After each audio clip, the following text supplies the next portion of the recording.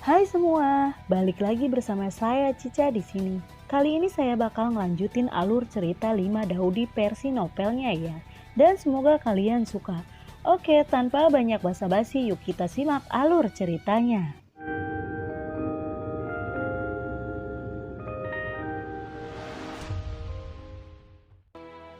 Di cerita sebelumnya, 5 klan spiritual yang telah diwarisi selama puluhan ribu tahun hancur total dalam waktu kurang dari setengah tahun, yang membuat Patriark Jinling merasa sangat menyesal. Jika dia tidak menyerah, hanya akan ada satu nasib, yaitu dia akan dimusnahkan seperti klan roh api. Dia segera menghela napas lalu berkata, "Aku juga bersedia mengikuti Kaisar Yen." Sailin segera melepaskan Patriark Jinling, lalu berkata, "Karena kamu semua bersedia mengikuti Kaisar Yen, maka kamu harus menyerahkan sumber roh emas dan sumber roh bumi kepada Kaisar Yen," ucap Sailin. Patriark Jinlin dan Patriark Roh Bumi keduanya dengan enggan mengeluarkan sumber roh emas dan roh bumi, lalu menyerahkannya kepada Kaisar Yen. Xiao Yan mengambil sumber roh emas dan sumber roh bumi dari mereka berdua, kemudian berkata, "Jangan khawatir, kalian berdua, aku, Xiao Yan, tidak akan pernah memperlakukanmu dengan buruk. 5 elemen benua akan disebut tak berujung mulai sekarang. Wilayah api. Wilayah api tak berujung akan menjadi wilayah Kaisar Yenku, dan kalian semua adalah tetua wilayah api yang tak berujung," ucap dari Xiao Yan. Hari ini peri tanpa hati adalah musuh terbesar Xiao Yan. Untuk menghadapi peri yang tidak berperasaan, Xiao Yan membentuk kekuatan di dunia 1000 besar. Dan nama kekuatan ini juga disebut klan Xiao. Adapun area di mana klan Xiao berada, karena lotus api yang dilepaskan oleh Xiao Yan, area ini menjadi zona api tanpa akhir. Dan Xiao Yan menamai area ini sebagai zona api tanpa akhir. Oleh karena itu, wilayah api tak berujung adalah lingkup pengaruh klan Xiao. Setelah menaklukkan 3 klan spiritual utama, Xiao Yan mulai mengambil tindakan. Dia ingin membuat rencana untuk membangun kekuatannya, dan di sisi lain, dia mulai mengirim orang untuk memperbaiki wilayah api yang tak ada habisnya.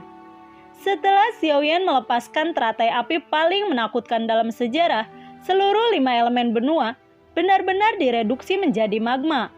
Oleh karena itu, Xiao Yan mulai mengirim orang untuk memperbaiki dan mengubah 5 elemen benua. Xiao Yan memasukkan 3 klan spiritual utama ke dalam klan Xiao dan menjadi tulang punggung klan Xiao. Di klan Xiao, Xiao Yan dan Sailin memiliki kepemimpinan yang mutlak, dan di bawah mereka berdua, Xiao Yan mendirikan rumah penatua. Status para tetua hanya terbatas pada Xiao Yan dan Sailin, dan mereka memiliki kekuatan besar di wilayah api yang tak berujung. Mengenai pemilihan rumah tetua, Xiao Yan menjadi penatua rumah tetua. Selain 3 tetua dari Patriark Sanling, ada 3 tetua halaman tetua. Mereka adalah Jiubai, Jihan, dan Moyu. Oleh karena itu, saat ini ada 6 penatua di rumah penatua. Xiao Yan mengirim hampir semua orang dari 3 klan spiritual utama dan merekrut sejumlah besar orang kuat di wilayah api tak berujung dan sekitarnya. Hanya dalam beberapa bulan, wilayah api yang tak berujung telah menjadi negara adidaya di dunia 1000 besar. Berkat upaya semua orang, wilayah api tak berujung telah sepenuhnya diperbaharui, dan banyak tempat di wilayah api tak berujung telah dikembangkan, dan kota-kota yang cocok untuk tempat tinggal manusia telah didirikan. Xiao Yan mengirim undangan ke banyak pasukan di sekitar wilayah api tak berujung, mengundang mereka untuk bergabung dengan klan Xiao. Klan Xiao juga mulai terbagi menjadi pintu dalam dan pintu luar. Pintu bagian dalam adalah bagian inti dari klan Xiao, dan merupakan bagian inti dari seluruh wilayah api tak berujung. Bertanggung jawab atas pengelolaan wilayah api tak berujung. Pintu luar bertanggung jawab atas pertahanan dan perlindungan wilayah api tak berujung. Beberapa sekte di sekitar wilayah api tak berujung secara alami tidak ingin menyaksikan wilayah api tak berujung tumbuh. Oleh karena itu, sekte-sekte itu terus mengganggu klan Xiao. Namun sekte-sekte ini dimusnahkan oleh Xiao Yan. Sejak itu, hanya sedikit sekte yang berani memprovokasi wilayah api tak berujung. Hanya dalam 1 tahun, Wilayah api tak berujung telah menjadi kekuatan terkuat. Pada hari ini wilayah api yang tak berujung secara resmi didirikan. Xiao Yan juga mengadakan upacara akbar. Banyak orang dari berbagai kekuatan datang untuk memberi selamat. Pada hari itu Lindong membawa dua istrinya, Ling Qingju dan Ying Huan, untuk mengucapkan selamat kepadanya. Lindong mengumpulkan fragmen reinkarnasi Ying Huan dengan bantuan Bing Xuan. Pada akhirnya Lindong menemukan Ying Huan dalam reinkarnasi. Setelah Ying Huan dibangkitkan, Bing Xuan mengembalikan posisi Patriark Bingling kepada Ying Huan. Kemunculan Lindong langsung membuat suasana upacara menjadi sangat panas. Hari ini Lindong dan Kaisar Yan telah menjadi terkenal, dan mereka telah menjadi fokus perhatian dunia. Setelah bertahun-tahun, Lindong berhasil menciptakan alam leluhur. Alam leluhur yang dia ciptakan dan wilayah api yang tak berujung yang diciptakan oleh Xiao Yan telah menjadi salah satu dari tempat kekuatan di dunia 1000 besar. Sementara semua orang bersemangat untuk kedatangan Lindong, kedatangan orang lain membuat suasana semakin panas. Orang itu adalah Luo Tianzhen, Patriark Luozen. Klan Luozen adalah keluarga kuno dengan warisan yang sangat panjang dan memiliki pengaruh yang sangat penting di seluruh dunia 1000 besar. Tidak ada keraguan tentang kekuatan klan Luozen, dan Luo Tianzhen, kepala klan Luozen, juga merupakan sosok yang sangat menakutkan. Untuk kedatangan Luo Tianzhen, Xiao Yan sangat terkejut karena dia dan Luo Tianzhen tidak saling mengenal sebelumnya, dan tindakan Luo Tianzhen yang tidak diundang membuat Xiao Yan harus lebih berhati-hati. Setelah upacara akbar diadakan, klan Xiao akhirnya berhasil didirikan, dan area di mana klan Xiao berada disebut wilayah api tak berujung mulai sekarang. Xiao Yan mulai diam-diam membuat sebuah rencana. Xiao Yan mulai memilih beberapa orang kuat dari klan Xiao dan mengatur mereka. Dia memilih begitu banyak ahli yang kuat untuk berurusan dengan peri yang tidak berperasaan. Sudah lama sejak Xiao Yan datang ke dunia Dakian, dia tidak tahu apa yang terjadi pada Yun Yun dan Xiao Xiao di dunia umur panjang. Dia belum kembali untuk waktu yang lama, dan keduanya pasti sangat khawatir. Oleh karena itu, Xiao Yan memutuskan untuk meninggalkan dunia 1000 besar dan kembali ke Changsheng Tian. Sebelum meninggalkan dunia 1000 besar, dia harus menemukan banyak orang kuat dan kembali ke dunia umur panjang bersamanya untuk berurusan dengan peri yang tak berperasaan. Xiao Yan akhirnya menemukan banyak orang kuat dan bersedia pergi ke Changsheng Tian bersamanya. Mereka adalah dari 3 klan spiritual utama, Jihan, Moyu, Jinming, Lin Yang, dan yang lainnya. Mereka akan pergi ke Changsheng Tian dengan Xiao Yan. Ketika semuanya sudah siap, Xiao Yan memutuskan untuk meninggalkan dunia 1000 besar. Namun Xiao Yan sangat tertutup tentang kepergiannya. Kecuali dia, Sailin, dan orang-orang yang menemaninya ke dunia 1000 besar, tidak ada orang di luar yang tahu tentang kepergiannya. Xiao Yan mengisolasi inkarnasi di luar tubuh. Dengan inkarnasi di luar tubuh Xiao Yan, inkarnasi di luar tubuh itu tampak nyata, dan yang lain tidak dapat melihatnya sama sekali. Ketika Xiao Yan pergi, inkarnasi Xiao Yan menggantikan Xiao Yan dan mengelola wilayah api tanpa akhir. Xiao Yan dan yang lainnya dengan tenang menaiki perahu roh, dan mulai untuk meninggalkan dunia 1000 besar. Namun sebelum meninggalkan dunia 1000 besar, Xiao Yan tiba-tiba menyadari bahwa dia masih memiliki satu hal yang sangat penting untuk dilakukan. Dia telah mengumpulkan sumber dari 5 roh. Sekarang saatnya untuk membangkitkan Bingxin. Namun dia hanya mendengar Bingxin mengatakan bahwa sumber dari 5 roh dapat menghidupkannya kembali. Tetapi dia tidak tahu bagaimana menggunakan sumber dari 5 roh untuk membangkitkan Bingxin. Xiao Yan memutuskan untuk memasuki ruang mimpi Bingxin dan bertanya kepadanya bagaimana cara menggunakan sumber 5 roh untuk menghidupkannya kembali. Dia segera kembali ke kamar, mencoba memasuki mimpi Bingxin. Setelah beberapa saat, Xiao Yan akhirnya berhasil memasuki ke dalam mimpi Bingxin. Sumber dari 5 roh telah dikumpulkan. Bisakah Xiao Yan membangkitkan Bingxin? Ling Zhao akhirnya meninggalkan dunia 1000 besar dengan Xiao Yan, Shailin, dan banyak orang lainnya di dalamnya. Kepergian Ling Zhao tidak menyebabkan pergerakan apapun. Oleh karena itu, orang-orang di dunia Dakian tidak akan pernah tahu bahwa pemilik sebenarnya dari wilayah api tak berujung telah pergi. Di sebuah ruangan di perahu roh, Xiao Yan mulai memasuki keadaan kultivasi. Di samping Xiao Yan, Shailin berdiri dengan tenang, menatap Xiao Yan dengan lembut. Xiao Yan memasuki mimpi Bingxin dan melihat Bingxin lagi. Bingxin berdiri diam tidak jauh dari sana, menatapnya dengan penuh kasih sayang. Bingxin mengenakan pakaian putih dan seluruh tubuhnya diselimuti oleh lapisan cahaya putih. Melihat Bingxin, Xiao Yan tiba-tiba memiliki perasaan aneh. Seolah-olah dia dan Bingxin sudah saling kenal selama ribuan tahun. Xiao Yan tidak mengerti mengapa dia tiba-tiba merasa seperti itu barusan. Melihat Bingxin, Xiao Yan tersenyum dan berkata, "Bingxin, aku telah menemukan sumber dari 5 roh.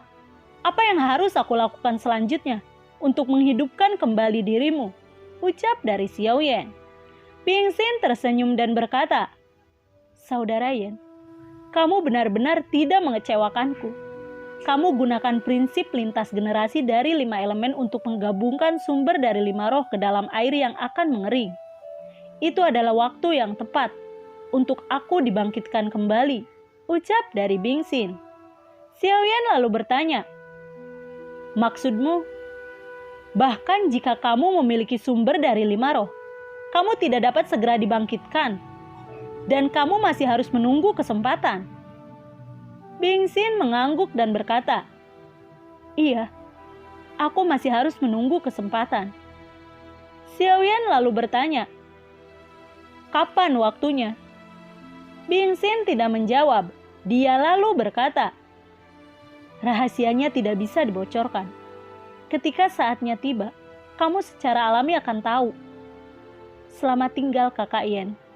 Bingxin melambai pada Xiao Yan, lalu perlahan memudar dan akhirnya menghilang tanpa jejak. Pada saat Bingxin menghilang, Xiao Yan juga keluar dari mimpi Bingxin. Dia perlahan membuka matanya. Pada saat ini Xiao Yan merasa sedih. Dia awalnya berpikir bahwa dia dapat menghidupkan kembali Bingxin setelah mengumpulkan sumber dari 5 roh. Tetapi harapannya gagal lagi, dan sumber dari 5 roh tidak dapat menghidupkan kembali Bingxin sama sekali. Setelah beberapa saat, Xiao Yan memutuskan untuk melakukan apa yang diinginkan Bingxin. Meskipun sumber dari 5 roh tidak dapat segera menghidupkan Bingxin kembali, karena Bingxin ingin dia menemukan sumber Qi Wuling, dia tentu punya alasannya. Xiao Yan segera membuka dunia batin dan masuk ke dunia batinnya.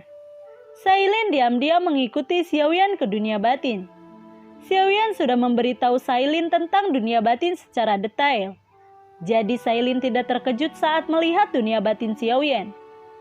Keduanya berjalan ke kolam tempat Bingxin Hailian tumbuh.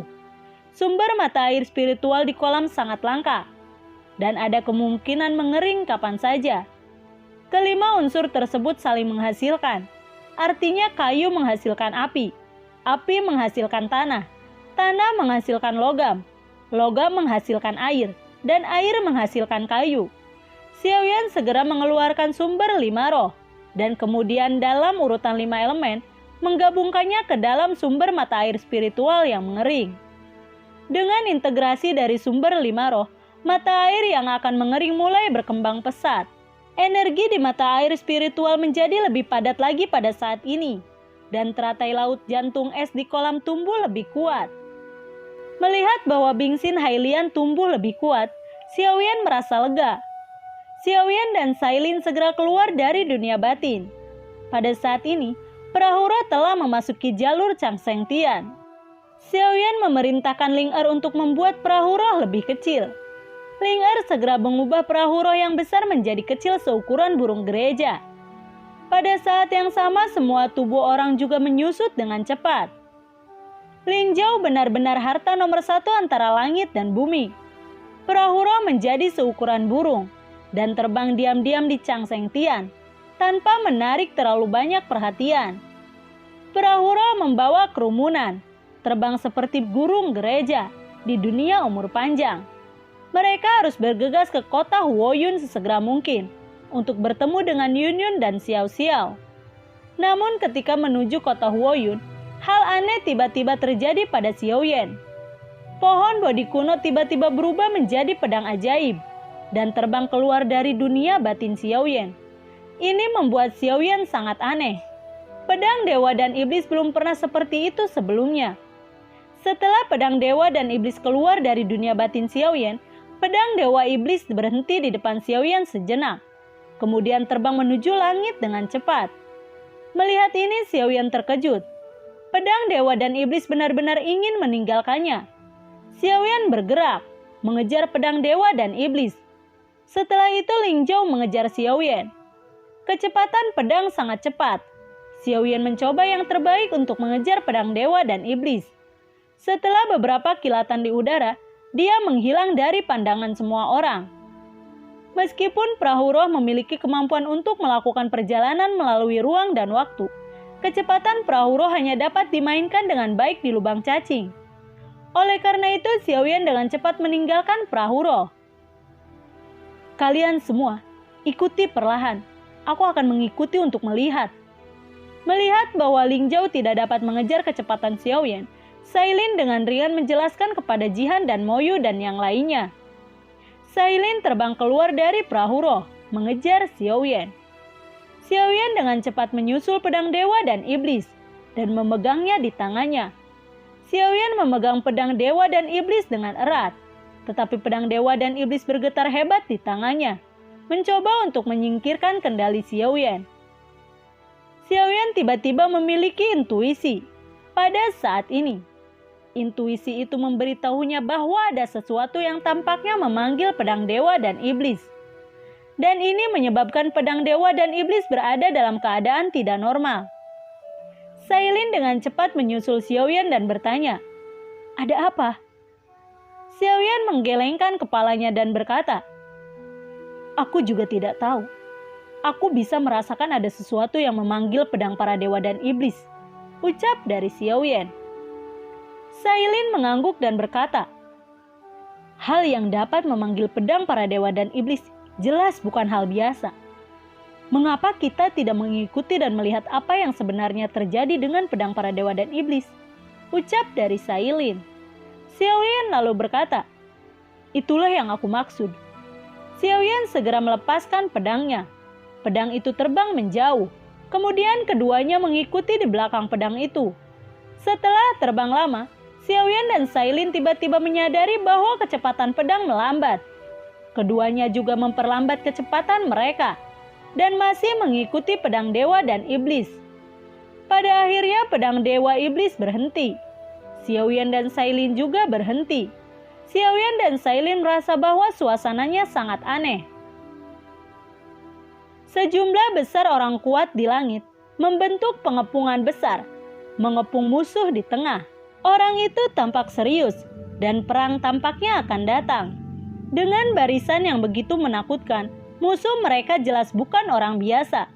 Orang seperti apa yang akan menjadi musuh mereka? Xiaoyan menjadi penasaran dan melihat musuh yang dikelilingi oleh mereka. Pada saat ini Xiaoyan ingin tertawa, merasa sedikit aneh, karena musuh mereka bukanlah orang besar, melainkan anak kecil. Anak itu sekitar 7 atau 8 tahun dengan wajah yang putih, seperti boneka, dan penampilannya sangat lucu. Sepertinya tidak ada yang istimewa dari anak kecil itu kecuali penampilannya yang imut. Tapi mengapa ada begitu banyak orang kuat yang mengepungnya? Ini membuat Xiaoyan cukup bingung. Xiaoyan melihat anak itu dengan kekuatan jiwanya. Dia mengetahui bahwa meskipun anak itu baru berusia 7 atau 8 tahun, dia sudah menjadi daudi yang kuat. Selama bertahun-tahun, Xiaoyan telah melihat banyak orang jenius. Tetapi anak itu dipromosikan menjadi daudi pada usia 7 atau 8 tahun. Dia bahkan belum pernah mendengar tentang mereka. Anak di depannya membuat Xiaoyan sangat terkejut. Mungkinkah usianya bukan 7 atau 8 tahun? Tetapi mungkin karakter tingkat monster tua. Hanya saja dia terlihat seperti anak kecil. Xiaoyan bergumam pada dirinya sendiri di dalam hatinya. Dia tidak pernah percaya bahwa seorang anak yang baru berusia 7 tahun menjadi daudi.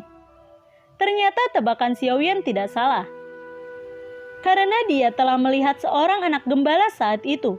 Meskipun anak gembala itu terlihat seperti anak kecil, dia sebenarnya adalah monster tua yang telah hidup selama bertahun-tahun. Orang itu adalah leluhur Danta. Karena itu dia curiga bahwa anak di depannya sama dengan leluhur Danta.